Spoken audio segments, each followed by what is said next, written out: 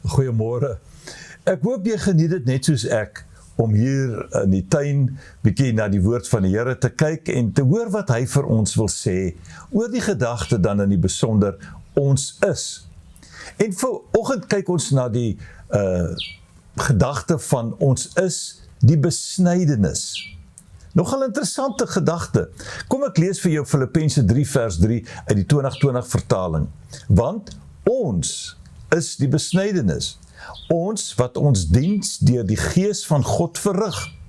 Ons wat in Christus Jesus roem en nie op menslike dinge vertrou nie.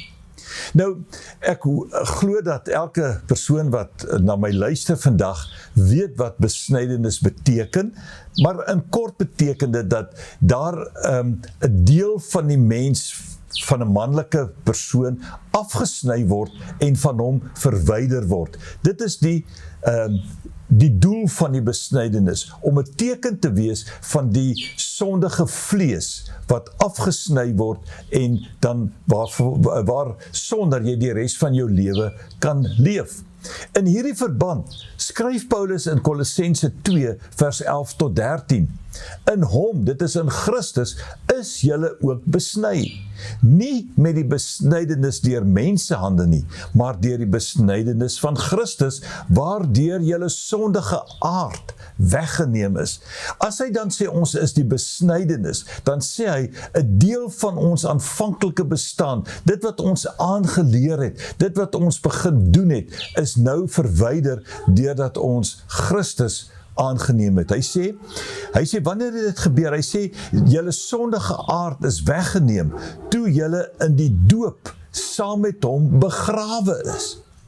In hom is julle ook saam opgewek deur die geloof in die krag van God wat hom uit die dood opgewek het. Ja, toe julle dood was as gevolg van julle oortredinge en julle sondige aard nog nie weggesny was nie, het hy julle saam met hom lewend gemaak nadat hy al ons oortredinge vergewe het.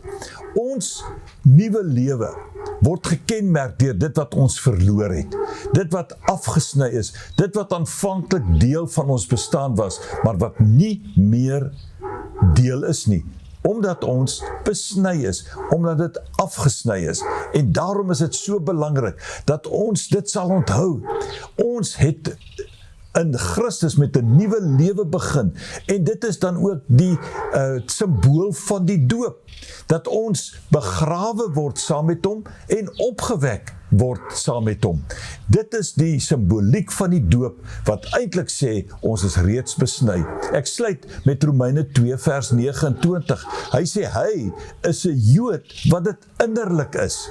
En dit is die besnedenheid van wat in die hart gedoen is deur die Gees. Laat ek dit weer lees. Hy is 'n Jood wat dit innerlik is, en dit is die besnedenheid wat in die hart gedoen is deur die Gees.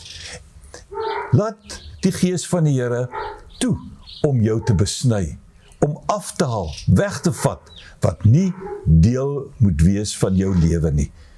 Mag die Here vir jou 'n goeie dag gee. Alles van die beste.